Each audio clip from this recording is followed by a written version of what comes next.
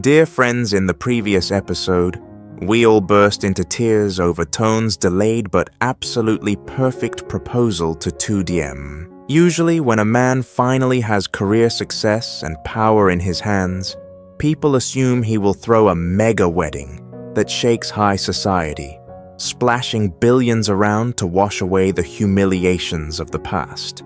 However, those who have weathered the absolute worst storms often have a very different perspective on happiness. Instead of choosing a magnificent 5-star restaurant or a dazzling diamond-studded dress, Toan and Diem made a decision that left everyone who knew their story completely stunned and then silently full of admiration. They chose a simple wedding, no noise, no showing off, just pure sincerity and love. The bridal procession didn't feature a massive fleet of supercars, but it was overflowing with priceless tears. And the way they faced the people who used to mock them in their old poor boarding house carried an unusually beautiful, proud dignity. Brew yourself a hot cup of tea, lean back comfortably, and immerse yourself in the sweet, profound, and incredibly healing footage of today's episode. The pristine white dress and the director's simple wedding. Don't forget to hit that subscribe button and leave a like to send them your blessings. Let the story begin. On a weekend morning, Toan drove Toan and Diem to a bustling street. He planned to take her into the city's most expensive VVIP bridal boutique, where exclusive custom-designed dresses cost as much to rent as a brand new car. But as soon as they reached the door, looking through the gleaming tempered glass at the heavy crystal-studded gowns, Diem hesitated. She tugged at Toan's sleeve and gently shook her head. "Toan, it's too glamorous here. I feel overwhelmed. I'm not used to this. Can we go somewhere else?" Toan frowned tenderly, holding his wife's small hands. "Diem, don't worry about the money. I can afford to give you everything now. A girl only wears a wedding dress once in her life. I want you to be the most gorgeous bride." Diem looked up at him, her eyes as clear and unwavering as an autumn lake. "You dummy, the glamour isn't in the diamonds attached to a dress. It's in the man holding my hand. I don't need a heavy dress to prove anything to anyone. I just want a light, simple dress so I can comfortably run up and hug you at the altar." Hearing those whispered words, the young director's heart instantly melted. He realized that the woman who had shared a cheap bowl of instant ramen with him during their absolute lowest point had never been blinded by material things. What she cherished was love, not the facade. Toan smiled, squeezing her hand tightly. "All right, whatever my wifey wants." They left the luxurious avenue and found a small, cozy bridal boutique hidden away in a quiet alley. Diem personally picked out a plain white silk dress, a minimalist design that softly hugged her slender figure without a single rhinestone on it. When the fitting room curtains were pulled back, Toan was stunned. No blinding crystals were needed. Toan and Diem's gentle, pure beauty in the white silk dress, her hair in a low bun pinned with a sprig of wildflowers, left him completely choked up with emotion. She radiated the beauty of peace, the exact kind of peace he had traded his entire youth to finally find. The wedding was set to take place in a small eco-garden in the suburbs, with exactly 50 guests invited, consisting only of their immediate families and truly close friends. They invited no business partners refusing to turn their happy day into a commercial networking event. But just before the wedding day, Toan and Diem decided to return to one specific place, their old poor suburban boarding house, the place that held their tears, their rain-soaked meals, and the bitter mocking gossip from years past. They didn't pull up in a flashy supercar, and they didn't wear designer clothes to flex on anyone. The couple wore simple button-down shirts and jeans, riding their old motorbike together into the muddy alleyway. The group of women in the complex who were sitting around picking vegetables suddenly fell dead silent when they saw Diem appear. She looked fresh and radiant, walking beside Director Toan, the man they all swore would eventually abandon her. They sneaked glances at each other, their eyes filled with embarrassment and fear. They were bracing themselves for a humiliation waiting for the newly rich couple to throw money in their faces. However, Diem just gently walked over. She didn't pull out a massive stack of bright red invitations to hand out to everyone. She walked straight over to the gray-haired landlady, the only person who used to quietly slip her a hot bowl of soup on the nights Toan was working late. Diem used both hands to respectfully hand her a rustic wedding invitation, made of craft paper, smiling radiantly. "Ma'am, my husband and I are having a small wedding this weekend. We would love to invite you to come celebrate with us. Thank you for loving and taking care of us all those years ago." The landlady teared up, holding Diem's hands tightly. "I will absolutely be there. You two did so well. The storm is finally over, my dear." When they were done, Toan took Diem's hand, gave a polite nod to the surrounding neighbors, and walked away. They left behind the embarrassingly dead silence of the gossips. There was not a single word of resentment, not a single boastful comment.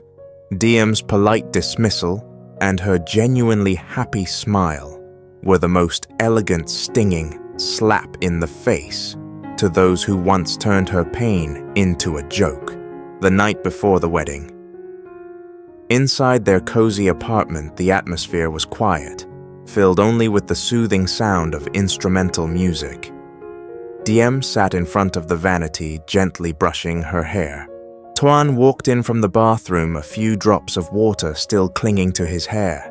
He stepped closer, wrapping his arms securely around his wife's slender shoulders from behind. He reached out and opened the old ironwood box sitting on the table. The red marriage certificate still lay there quietly, a witness to 5 years of their youth, filled with brutal storms. "Wifey, tomorrow you won't have to hide this paper anymore," Toan whispered, resting his chin on his wife's hair, which smelled sweet like locust beans. "But I feel so lucky that you stopped me from throwing a lavish, wasteful wedding. Handing out the invitations today, I realized we don't need to prove how rich we are to anyone. As long as I know you are priceless, that's more than enough." Diem turned around, burying her face in Toan's broad chest, listening to the steady, peaceful beat of his heart. "You're right, honey. Tomorrow's wedding won't have reporters' cameras, no big bosses or lower management. It'll just be the two of us and the people who genuinely want us to be happy. To me, that is the most spectacular wedding." That night they held each other and slept deeply and peacefully. Gone were the petty worries about the electricity and water bills. Gone was the bitter sorrow when walking past brightly lit bridal shops. Tomorrow morning, when the first rays of sunlight pierce through the leaves in the suburban garden, Diem will put on that pristine white silk dress. She will smile, hold her head high, and with a small bouquet of chamomile in hand, walk slowly toward the man who used his very life to shield her through the stormiest days of her life. The morning after their rustic wedding, the couple's downtown apartment lay quiet under the city's dawn light. Diem shifted slightly, waking up on the plush bed. A fulfilled smile still lingered on the 28-year-old woman's lips. Finally, she had officially rightfully become Toan's wifey, a perfect ending after 5 years of storms. Diem reached out to the space beside her, but it was cold. She sat up, put on a light cardigan, and walked out to the living room. Toan was standing on the balcony, holding a steaming cup of black coffee. He wore a simple white t-shirt and cotton shorts, his hair falling naturally. He looked as gentle and young as the poor college student she first met at the boarding house years ago. Hearing her footsteps, Toan turned around, flashing a radiant smile and welcoming his wife into his arms. "Good morning, my wifey. Did you sleep well?" Diem rested her chin on his chest and nodded. "I slept great, but why are you up so early? There's nothing urgent at the company today, right?" Toan chuckled gently, pinching her nose. He walked over to the coffee table, picked up a light brown envelope and handed it to her. "Open it. It's a special wedding gift just for you." Diem took it bewildered. It was a pink land deed, but it wasn't the deed to some multi-million-dollar villa in the heart of the city. It was the land use certificate for a massive thousands of square meters garden plot in a peaceful countryside, over a 2-hour drive from the city. "Honey, why did you buy land in the country?" Diem's eyes widened in amazement. Toan wrapped his arm around her shoulders, his gaze fixed distantly on the skyscrapers suffocating in smog. "Diem, we spent 5 years of our youth bracing ourselves to fight this city. I threw myself into making money like a madman to prove to the whole world that you were worth it. But yesterday, looking at you in that white silk wedding dress, I suddenly realized the ultimate destination of happiness isn't at the peak of fame and fortune.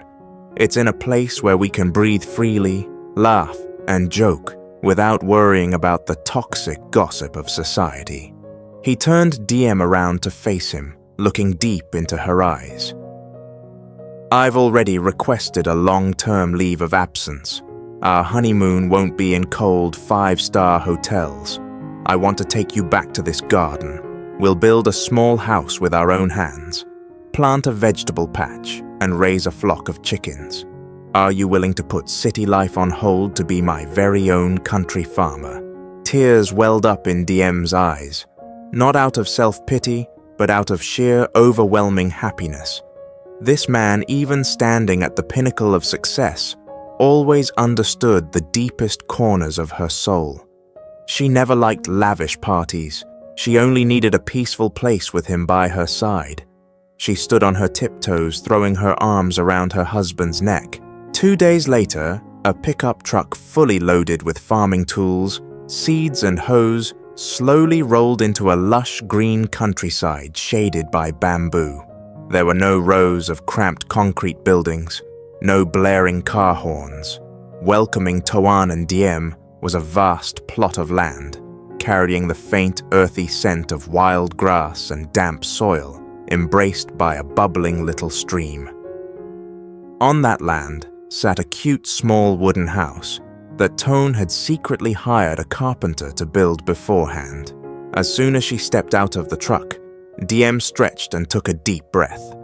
The crisp, cool air rushed into her lungs, seeming to wash away all the exhaustion from their years of grinding in the city. She turned around and giggled when she saw the once imposing Director Toan, now struggling to haul sacks of chicken feed and organic fertilizer down from the truck bed. He was wearing frayed work pants and a battered conical hat dripping with sweat. "Looking at you now, who would ever guess you're the fiery director at the company? Give me that bag of seeds, I'll carry it." Diem ran over to help her husband. Toan wiped the sweat from his forehead and let out a hearty laugh. "Even directors have to eat and do hard labor, honey. Back here, I'm just to Diem's country farmer. Come on, the construction site is officially open. Let's get to work getting rich from this garden." The days that followed were the strangest yet sweetest honeymoon in the world. Toan held the hammer himself, driving each bamboo stake into the ground, stringing up chain-link fencing to build a spacious chicken coop under the shade of an ancient jackfruit tree. The fingers that once typed swiftly on keyboards were now blistered from gripping saws and hammers, but the smile on his face was more radiant than ever. As for Diem, she returned to her true nature as a nurturing woman who loved the outdoors. She wore a conical hat, rolled her pants up past her knees, and used a hoe to turn over the loose soil behind the house. She carefully sowed every Malabar spinach seed, water spinach seed, and even sponge gourd seeds, hoping they would grow to cover an entire fence. Whenever they got tired, the couple would sit right on the steps of the wooden porch. Diem would pour Toan a bowl of ice-cold Cleistocalyx tea. Toan would take a sip, then fan his wife with his hand, his eyes overflowing with affection. As time passed, the once barren plot of land put on a vibrant new coat of life. Toan's chicken coop welcomed over 20 fluffy golden chicks. Every morning, as the first rays of sunlight pierced through the early mist, Toan would scatter a handful of grain across the yard. The lively sound of cheep-cheep filled the air. The powerful man delightfully squatted in the yard, watching the little chicks scramble for the grain. He even meticulously built small automatic water dispensers, applying his engineering mindset to raising chickens, which made Diem laugh uncontrollably. Diem's garden, meanwhile, was lush and green. The tender beds of water spinach were flourishing, and the sponge gourd trellis had begun to sprout its very first bright yellow flower buds. One afternoon, the sky was crystal clear, and a gentle country breeze was blowing. Diem took a basket out to the garden to cut some vegetables for dinner. Toan was busy fixing the bamboo gate, but seeing his wife bent over picking vegetables, he quietly walked up from behind. He wrapped his arms around her waist, resting his chin on her slender shoulder. "Is the harvest bountiful, madam? The country farmer is really craving some jute and crab soup tonight." Diem turned around, reaching up to wipe a small smudge of mud she accidentally got on her husband's cheek, her eyes sparkling. "I bought field crabs at the country market this morning. We also have some crunchy pickled eggplants, but you have to go out to the pond and wash these veggies for me first." Toan laughed and obeyed his orders. The couple carried the basket of vegetables out to the crystal-clear well together. The sound of splashing water and their teasing laughter echoed across the garden. The scene was so beautiful and poetic that if any business partner from the city wandered in, they would never believe this was the same couple who had just signed a marriage certificate carrying a massive fortune. Dinner was served on a rustic wooden table set right on the porch. There were no exotic delicacies, no steak or French wine. The tray held only a vibrant green bowl of jute and crab soup sprinkled with golden crab roe, a plate of thinly sliced boiled pork dipped in shrimp paste, and a bowl of crunchy pickled eggplants. Under the warm yellow light and the flickering glow of fireflies in the garden, the couple picked up simple bites of food for each other, overflowing with love. The faint scent of ripe rice drifted in from the distant fields. The croaking of frogs created a soothing, peaceful country symphony. Toan and Diem leaned back against each other on the bamboo chair, looking up at the night sky scattered with thousands of twinkling stars. "Toan," Diem's voice was soft, "do you remember that leaky, rainy night years ago at the boarding house? Back then I thought my life would be trapped in darkness forever. I never expected that one day we would be sitting here relaxing and watching the stars like this." Toan squeezed his wife's small hand tightly, bringing it to his lips for a gentle kiss. "I remember. It's exactly because of those rock-bottom days of poverty that I can truly understand the value of peace. People endlessly chase after wealth in the numbers in their bank accounts. But to me, the greatest wealth is waking up to see you still lying next to me, eating a meal cooked by your own hands with vegetables we grew ourselves.